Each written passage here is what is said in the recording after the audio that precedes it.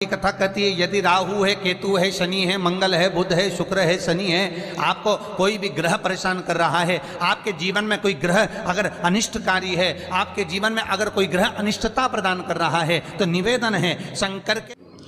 ओम नमः शिवाय, हर हर महादेव। भक्तों, इस वीडियो में पंडित प्रदीप जी मिश्रा आपको बताएंगे कि अगर आपके ऊपर कोई राहु या कोई भी ग्रह चल रहा है जिससे आपको नुकसान हो रहा है, आपका काम ठीक नहीं चल रहा है, आपको धन की ज़रूरत है लेकिन धन कहीं से आ नहीं रहा, हर तरफ से आपको नुकसान हो रहा है, तो उसके लिए आप क्या उपाय कर सकते हैं। सिर्फ छोटा सा उपाय है जिसे करके आप ये दिक्कत दूर कर सकते हैं, परेशानी दूर कर सकते हैं, अपनी मनोकामना पूर्ण कर सकते हैं। तो आइए पूरा उपाय, पूरी वीडियो देखते हैं।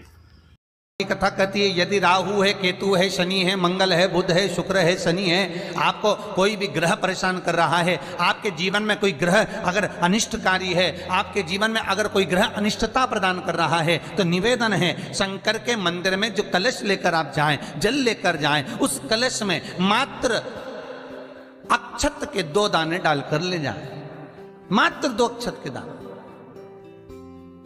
जैसे सूर्य नारायण को प्रसन्न करने के लिए अपन कुंकू डाल लेते हैं, हल्दी डाल लेते हैं जल में, या चने की दाल डाल लेते हैं जल के अंदर। सूर्य नारायण को प्रसन्न करने के लिए हमने चने की दाल डाली, कुंकू डाला, हल्दी डाली, और कभी कभी सूर्य नारायण भगवान से बहुत जरूरी काम है और वो कार्य हो ही नहीं रहा है, या तन पर कोई रोग हो गया है, तो उसको मिटाने के लिए कई बार हमने भगवान सूर्य को अर्घ देते समय सफेद फूल भी डाला है, कभी लाल फूल भी डाला है। उसी तरह भगवान शंकर से निवेदन करने के लिए, हमारी ग्रह दशा सुधारने के लिए जल के पात्र में 2 अक्षत के दाने, अक्षत भी पूर्ण अक्षत, पूर्ण अक्षत, खंडित नहीं, पूर्ण अक्षत भगवान शंकर को समर्पित कर दें। और बाबा भोलेनाथ को जब हम जल समर्पित करें तो राहु, केतु, मंगल, शनि, शुक्र, बृहस्पति, जितने ग्रह हैं सब अनुकूल हो जाते हैं महाराज, सब। इतना बड़ा दर्पण जिसमें मुंह देखते हो आप, मुख, इतना बड़ा दर्पण लिया।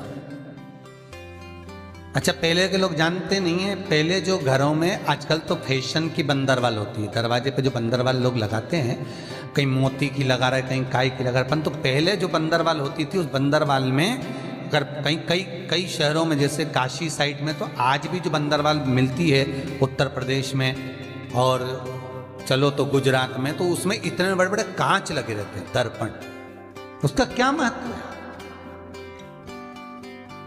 उसकी मूलता क्या है?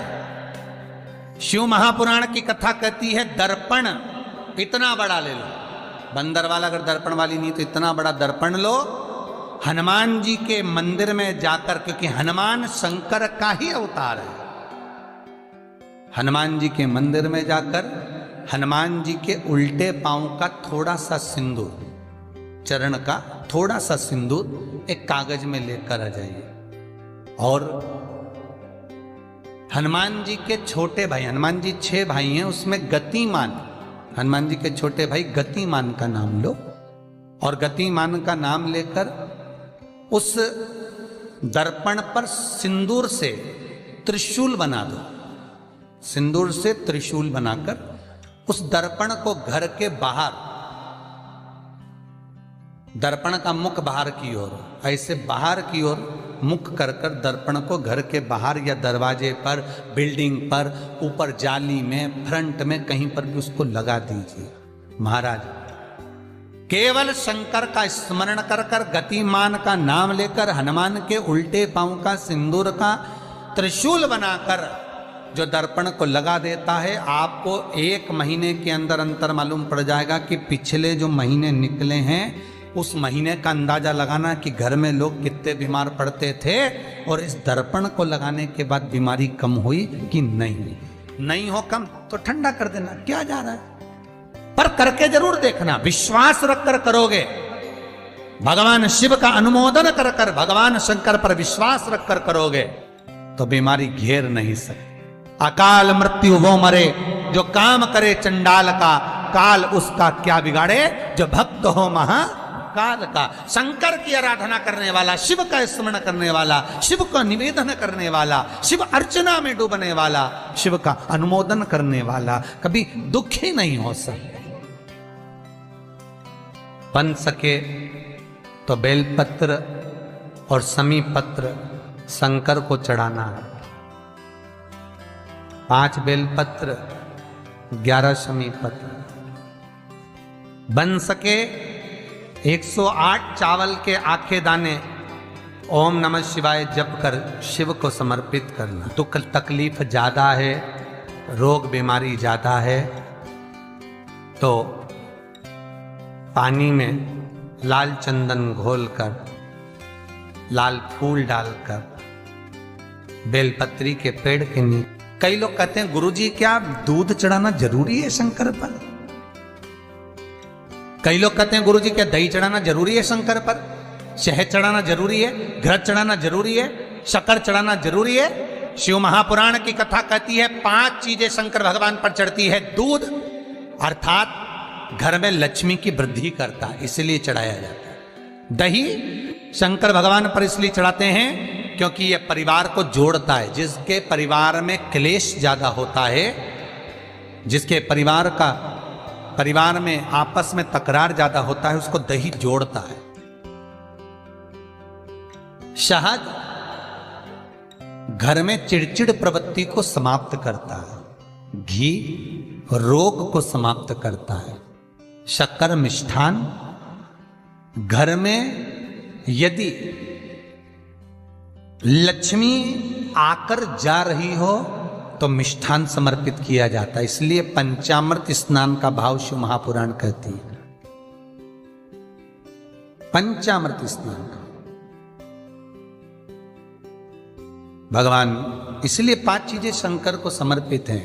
दूध, दही, घृत, शहद, शक्कर अर्थात मिष्ठान।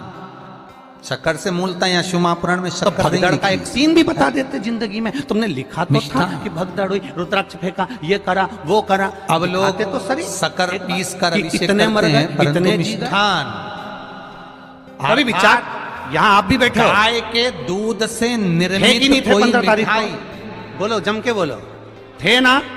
कोई भगदड़ का सीन दिखा कि लोग भगे हों, तोड़े हों और मर रहे हो? कहीं दिखा हो तो बताना, दोनों हाथ उठाकर बताना एक बार की दिखा हो तो बताना। यहाँ मिष्ठान कहीं नजर आया? अब किसी को हार्ट अटैक हो गया तो कह दिया भगदड़ हो गई। महाराज हमारे यहाँ शरीर पर किसी का जूता पड़ा हुआ दिखा हो, किसी का पांव पड़ा हुआ दिखा हो, किसी को खरोच आती हुई दिखी हो, तो भगवान शंकर को समर्पित हो।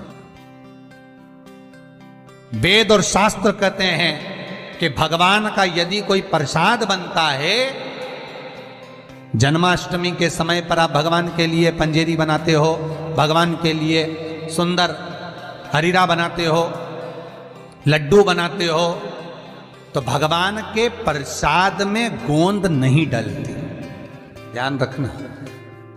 आपकी बहू का जापा हो, डिलीवरी हो तो खूब बादाम गोंद सब तल तल के खिलाओ, पर भगवान का जापा हो, भगवान का जन्मदिन हो, भगवान का जन्मोत्सव हो, राम कृष्ण का जन्मोत्सव हो, तो उसमें गोंद तलकर प्रसाद में कभी मत डालना, क्योंकि उसमें ब्राह्मण हत्या का अंश है। ब्राह्मण हत्या।